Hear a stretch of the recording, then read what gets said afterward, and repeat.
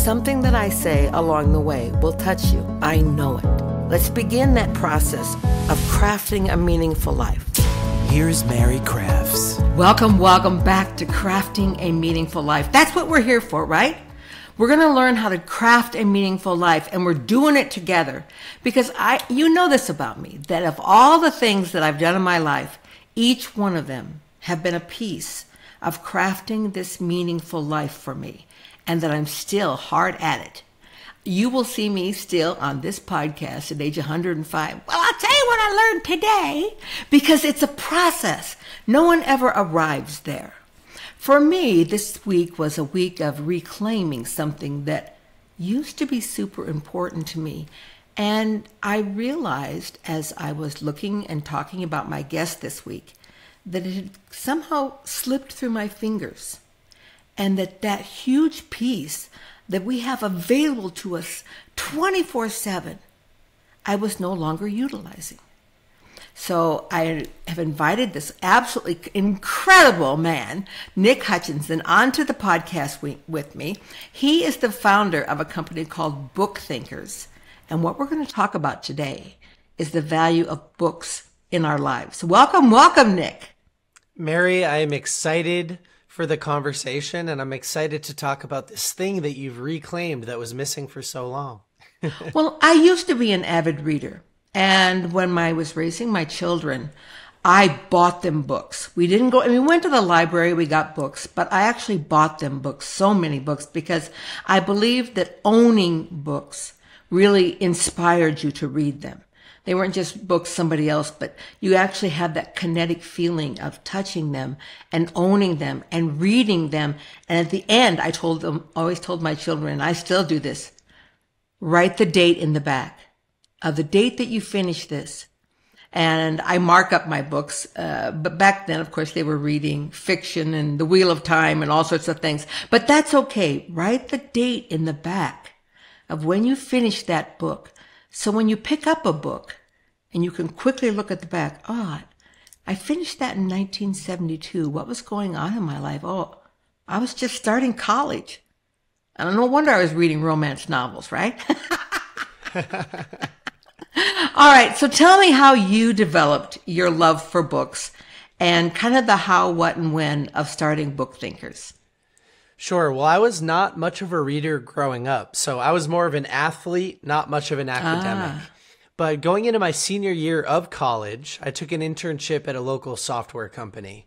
And my boss at the time recommended podcasting, actually. So a show just like this, where somebody would share wisdom, and from time to time they'd have a guest on, and that guest would talk about what they did to become successful. Now, Mary, I had about an hour commute each way to this internship, so I had a lot of time to listen to these podcasts. And so what was interesting was so many of these guests, especially on the business style shows, they were giving some credit to their success, for their success, to the early books that they had read. Yeah. And I started to hear the same names over and over and over again. And I think one day it sort of just hit me, like, if I'm deliberately choosing not to read these books, then I'm deliberately choosing to live under my potential, and it would be harder to craft my dream life. And so I went over to a local Barnes & Noble, sort of like list in hand, and I decided to pick up a bunch of the books that I had heard over and over and over again. What was nice about this internship was that I didn't have a ton of responsibilities, but I had my own office. And so I had to be there at 8 a.m. every day, and I had to leave at 5 p.m. So I would just close that office door and I would read these books, and I was hooked from day one. So that's kind of my origin story. Wow, I love that. I found myself to be an avid reader early in my childhood and then through college.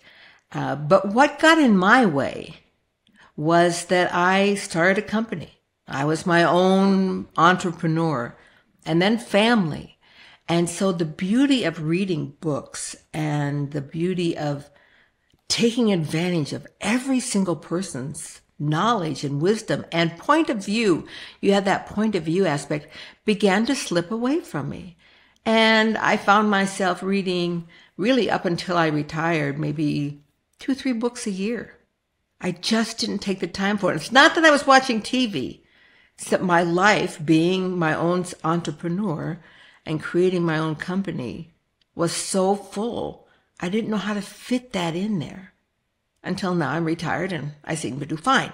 But what is your suggestion to people who listen to this podcast and say, oh yeah, I would love to read books, but I just don't have time? Yes, I love to start like this. I'd say, hey, Mary, let's pretend you're the version of Mary that's not reading books right now. I'd say, Mary, if I paid you $10,000 to read a book by the end of the month, do you think you could do it? And you'd be like, yeah, of course, I'd read 5. I'm on. Yeah. Right? I'm on board. And so if that's the answer, yes, then it's not a question of do you have the time? You'd make the time if it was a big enough priority, right? And so we could talk a little bit about priority. I think you mentioned something when you were just talking. These books literally condense decades of lived experience into days of learning, and they only cost $20, or if you go to a local library, sometimes they're free. And so if you read about a problem that you're currently facing and this book can help you overcome that problem, or if you read about a skill that you'd like to develop to kind of close the gap between where you are and where you want to be in life, you'll be much more energized to read that book and to find the time. So another thing that I like to say is instead of trying to find the time, let's replace low impact activities with high impact activities. Okay. So many people listening today, Mary, they probably spend a half an hour in the morning on Instagram, just kind of scrolling, or maybe they spend I don't know what you're talking about. I don't. Yeah, me neither. Or Netflix or TV at night, like we were talking about with Drew and with you before we press record. So I like to say, let's just replace 15 minutes in the morning with reading a good book and 15 minutes in the evening with reading a good book. I'm not a robot. I don't say throw your TV out the window, although it sounds like that'd be a suggestion that both of you would back up. But 15 minutes in the morning, 15 minutes in the evening, 5 days a week. The average reader, maybe the average beginning reader, can read about 100 pages a week in just 2.5 hours. And so 100 pages a week, well, that's a book every 2 weeks. That's a book every 3 weeks. Yeah. That's how you make it happen. Because our books nowadays aren't the typical War and Peace kind of book, 5,000 pages. And then they kind of moved to being, around 500 pages. And then they moved to being 250. And now the average book is only 200 pages. Well, if you're reading 100 pages a week, that means you can get through a book every 2 weeks. It's 26 books a year. It is. Yeah. It's incredible.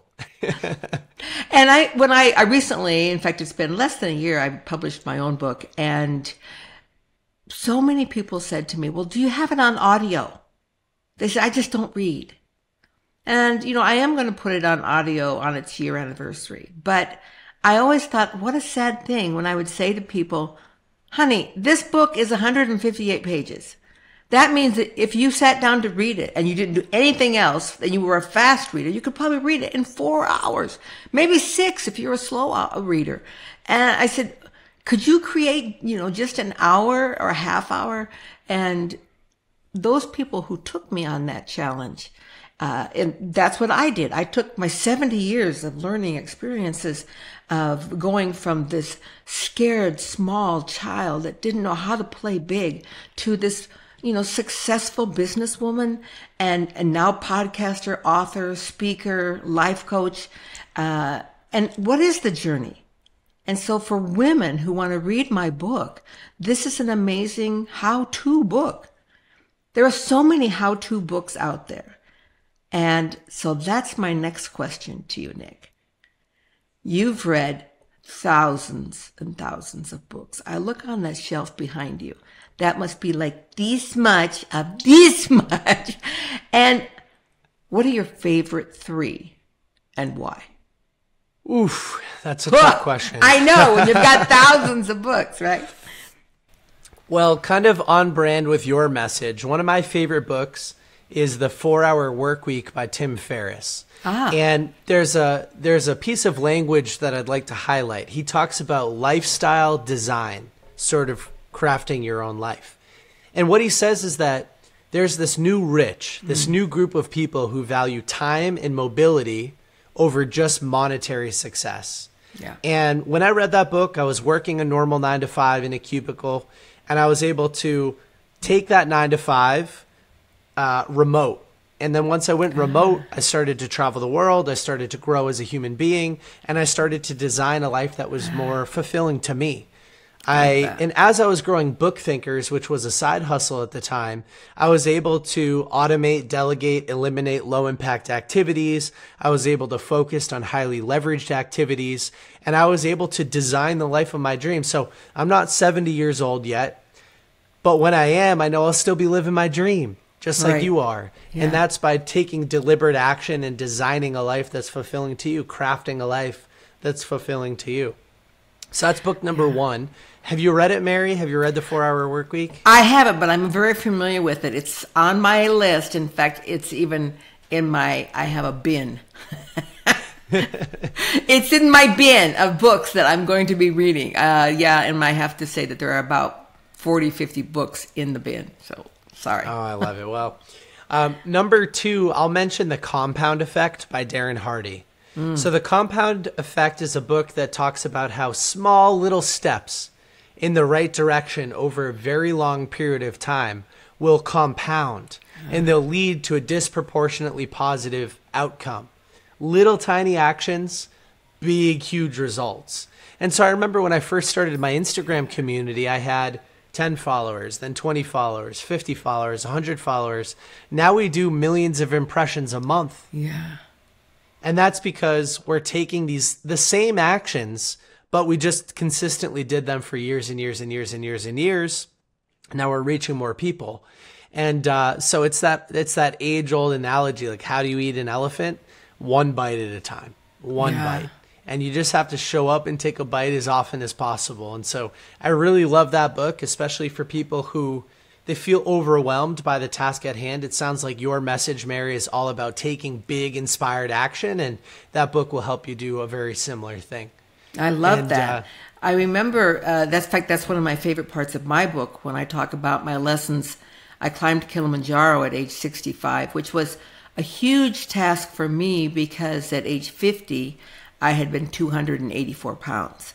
And so to make that decision to transform my life. But one of the biggest lessons I learned on Kili was that I went with there were 8 people in my climbing group. I didn't know any of them. And they were all advanced climbers. So they were just like booking it, every day they'd be in camp, by 3 o'clock and then lounging around when I would crawl in at 6.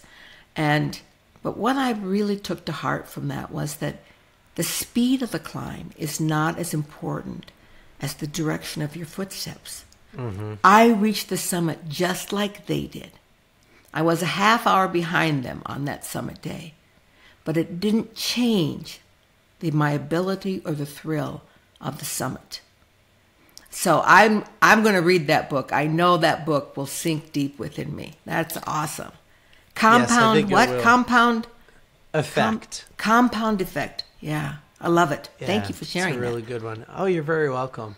And I'll mention a third. So for the business owners in your audience, I read a book last year for the first time called $100 Million Offers by Alex Hormozy. I've not even heard of that one. It was so good. When you want to talk about ROI, that $20 book, and I think it's available on Kindle for a lot less than that too, but that $20 book literally, just in the span of a few months, generated hundreds of thousands of dollars of additional revenue for my business.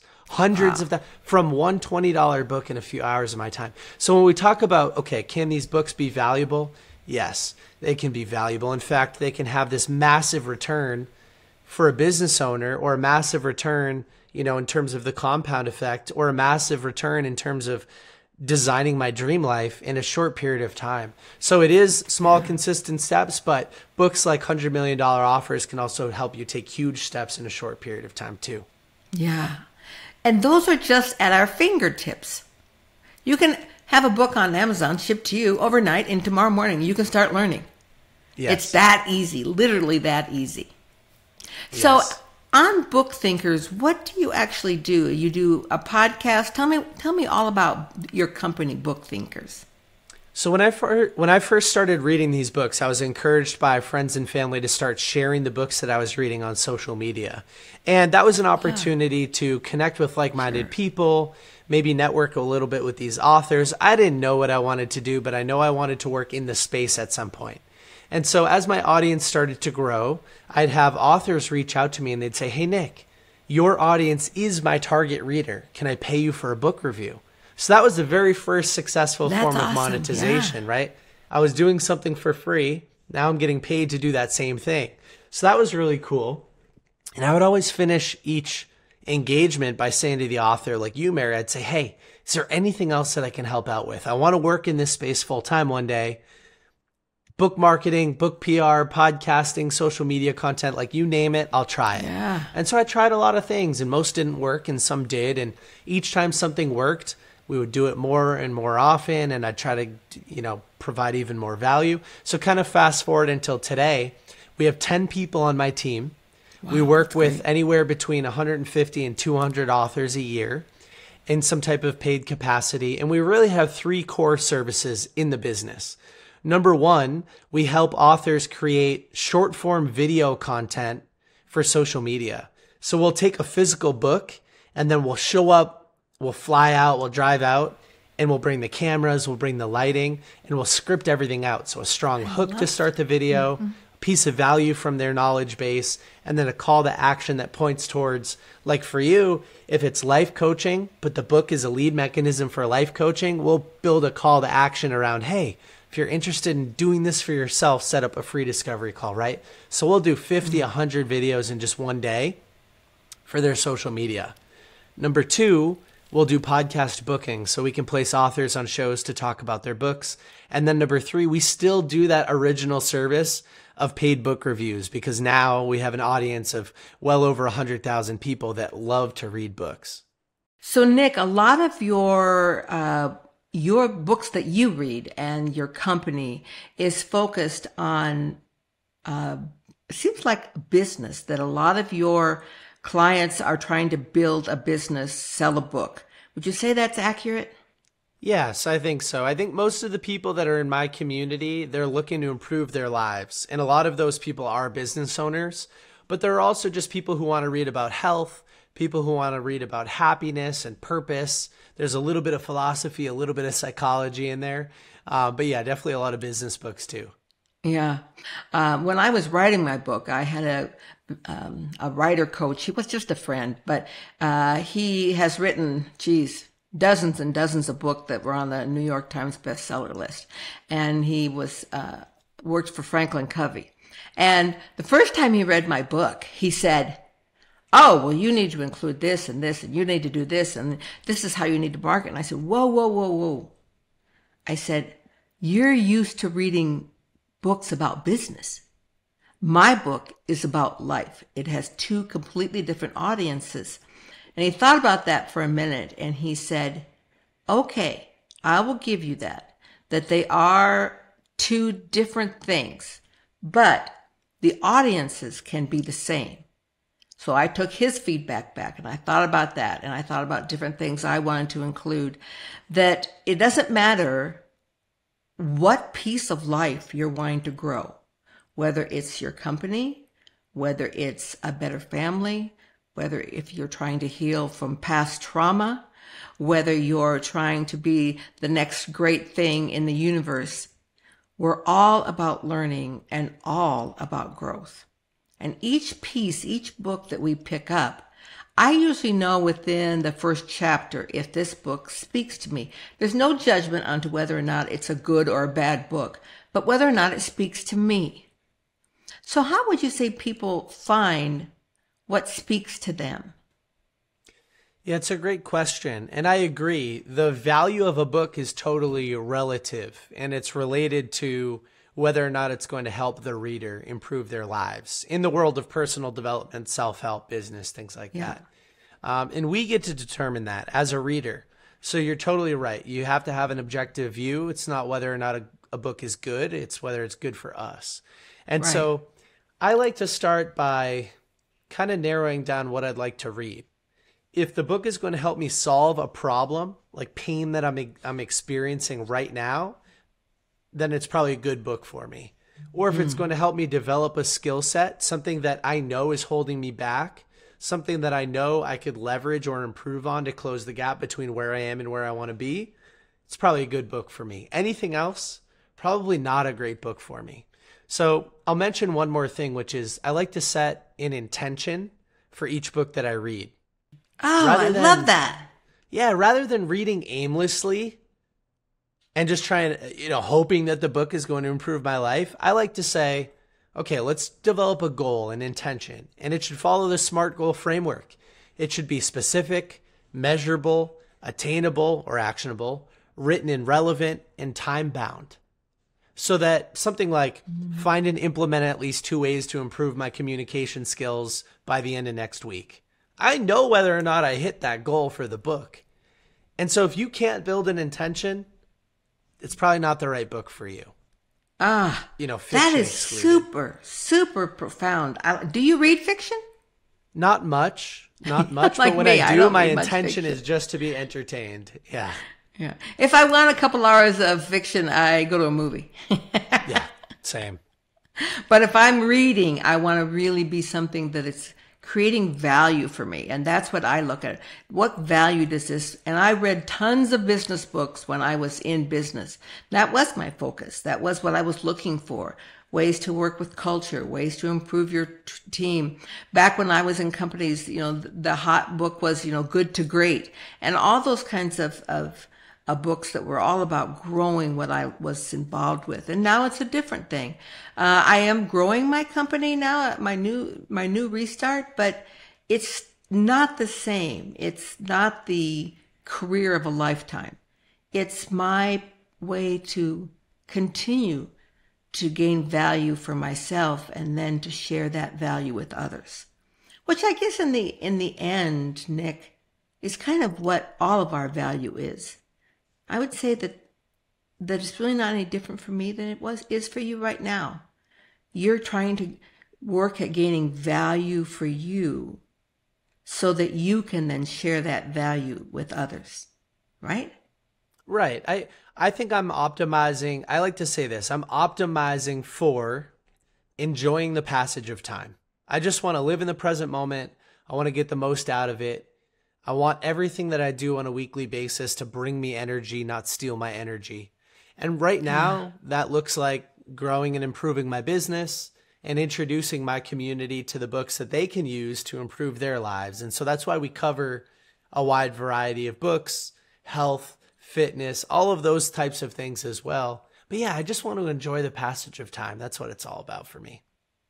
So I try and give my listeners a Post-it note moment every time that they write it on a Post-it note and stick it on their bathroom mirror for the next week, and they have time to think about it. And I think that's going to be my Post-it note moment for them this week, is what you just said.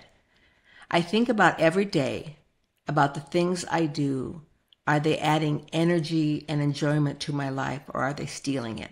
So if you could put that on a Post-it note, just how would you word that? I would say something like, do an energy audit every day. So then when you're in the bathroom at night and you're looking at the Post-it note on the mirror, you could say, looking at my calendar, what brought me energy? I should do more of that. What stole my energy? I should do less of that. And here's a fun exercise for the audience. If you're a business owner, if you're an employee, it doesn't matter. Look at your calendar, go back a couple of weeks and take any random week and go and change the icons in your calendar for the meetings to red if they took your energy, yellow if they were neutral, or green if they brought you energy. And then find a way to get rid of anything that was neutral or took your energy. Outsource it, delegate it, automate it, eliminate it, get rid of it. I love that idea. That is going to help me in my life. I can go back to my calendar. In fact, when I look at my calendar, and if someone happens to look over my shoulder and see my calendar, they're like, what the heck is that? I thought you were retired. Well, yeah, I still have a full life. I retired from my business. I didn't retire from life. And so, but it is wonderful because there are different things now that are in my life that are things people have asked me to do or support or this. And did that bring joy and energy to me, or did it steal it away from me? Am I finding myself every time before I go think, ugh, I got to go to this thing? Ugh. Or am I thinking, oh, I can't wait to get there. I know that that's going to be full of positive energy for me. And that we really take an audit and stop those things that are taking away from us. I love that. And you call it an energy audit? Yes. Yeah, an audit is just an activity to go back through and look at the activity. And I don't know where I originally found that exercise, but it's been tremendously valuable to me over the last couple of years. And just an example for you, there was a point where hosting our podcast was draining my energy, but I knew that it was providing so much value to other people that I didn't want to get rid of it. So I had to modify the activity within our business so that it brought me more energy. So what did I do? I added a co-host who could do a lot of the prep work for me. And then I totally outsourced all of the editing, the uploading, the promotion, the communication with our guests so that I could just show up and have an amazing conversation. And so that's an example of taking an activity that drained my energy, like all of the prep work and everything. And now it brings me energy when I get to do them.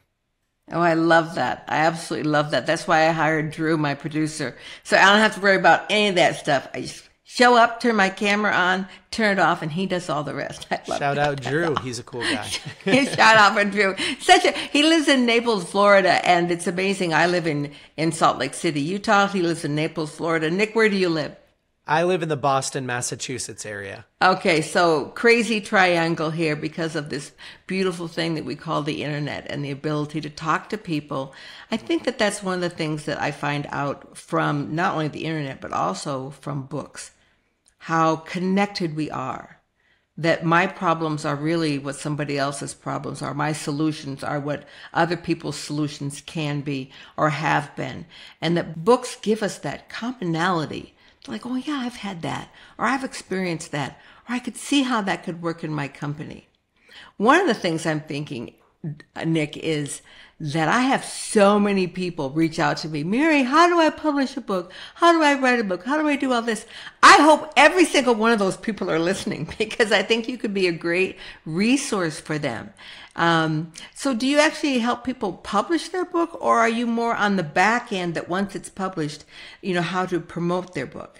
Yeah, we're on the back end. Once it's published, how do you promote and market it efficiently, especially if it's a lead mechanism for some type of complementary product or service like coaching or consulting, things like that. Yeah.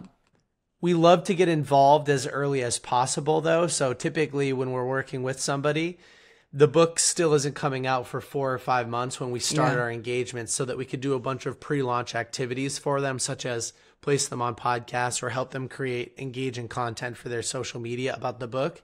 But yeah, just on the PR and marketing side so far. Yeah, I probably should have done some of that. It's never too late, right? The book has a long tail. Yeah. Yeah, maybe when I launch the new Audible version, that would be a great time to start doing some contact. So who knows? You may get a call from me, Nick. I probably could really use your help in doing that. So that would be an amazing thing. Okay, I love that because I like you. I like your energy. I like your. Sometimes I have to say that as we get older, sometimes we get stayed. Really? How do we get stayed in how we approach life and what we do? Maybe that's why I spend a little time every day on social media, because then I don't watch TikTok, but no thank you. But on social media, because I do see what's new and what's out there and how people are loving and engaging life. And I kind of went through my social media, and that was one of my energy stealers, and just took myself off of a lot of people that I felt were really wasting my time. Truly, how many people a day did I need to see dancing? Really? That was their whole message, dancing. And I'm like, okay, every once in a while, I love to dance. And like just last Saturday night, John and I went dancing. And so I don't mind watching dancing once in a while, but every day to see all my friends go, I'm like, okay, that's an energy stealer. I don't need to be doing that. Yeah, so hey, I think I'm with you.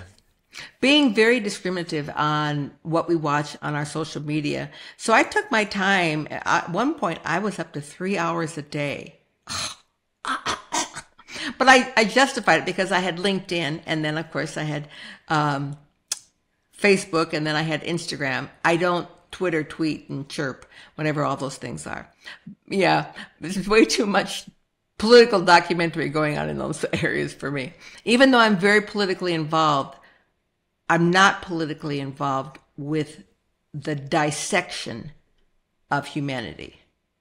I'm more on the unification. So I really carefully screen that. So enough about that. But I think that really in talking about this energy audit, to look at our social media and how much time we're spending there, I actually and I don't know what the setting was, but I requested to be notified every day how much time I was spending on each one of these sites. And if I was ever over an hour on the 3 sites per day, I took that audit. And I'm like, okay, I'm taking a little vacation here. Really, I don't need that in my life. How do you manage your social media in your life, Nick? Because social media is a huge part about what you do. It's a great question. I'll show you what happens if I even click on Instagram here. So I have this app called 1 Sec that stops me. I just clicked Instagram and watch what happens. It's like, okay, you got to take a breath. You got to stop and think about, do you actually want to use Instagram right now? And then once this comes down, it gives me some stats. So it says 19 attempts to open Instagram within the last 24 hours. Your last use was 4 hours ago. Do you actually want to use Instagram? And oftentimes I'll go, oh, you know what? No, I don't want to. And it'll just shut it off because that was just an automated attempt to open. I don't really consciously need to be in there. So I've removed most of my Instagram activity. The other thing that I'll throw out there is that I do that audit process on my social media all the time. If somebody drains energy or creates a negative emotion, I unfollow them. We could be friends in real life, but I don't need to follow your negativity on social media. Oh, yes. So in my book, Rise of the Reader, I actually have, in the back of the book, I have 100 things that I've implemented from the books that I've read. And one of those is follow healthy people, follow wealthy people, and follow happy people that communicate those things in a positive way so that social media becomes a place for learning and opportunity, not a place for negativity. Yes. I'm all over that. So that's how I'm going to promote this podcast. Just so you know, I'm going to start talking about, you could be reading a book right now instead of scrolling on my Instagram. Yes. And then call attention to that book, Rise of the Reader specifically. And I am always just dumbfounded with, like, if I post a reel or something and then you have 3,000 people look at it in the first 24 hours. And I'm like, really? That was 3,000 people? Didn't have anything else to do for that time? I mean, it's just dumbfounds me. And so I'm going to start by saying, you could be reading a book instead of watching me. And learn all about this on our podcast with Nick Hutchison. Thank you so much for being here today, Nick, and for your wealth of information. You're such a young guy, but I don't think age has stopped you from just soaking in the knowledge now that you want to share with others, the knowledge that's been available to us for centuries through books and reading. And the one most exciting thing of this whole podcast that I want to tell you about is Nick is written a new book. You can pre-buy it right now. It's called The Rise of the Reader. The link is at the end of the podcast. It's available soon for shipment, but buy right now. While you're thinking about it, you can be the next great reader. Yeah. Well, thank you, Mary. Listen, I'm 29 years young, but if you add up all of the life experience behind me, I've lived thousands of years and I've had billions of dollars of lessons, right? Right. I totally love that. And just think about, at 29, how many books you've read and how many lifetimes you've learned through. I love that. Nick, thank you for being with us today on Crafting a Meaningful Life. And until next time, this is your day. This is your time. Namaste. Listen to the full podcast today and subscribe on iTunes, Stitcher, Google Play, and more. Crafting a Meaningful Life with Mary Crafts.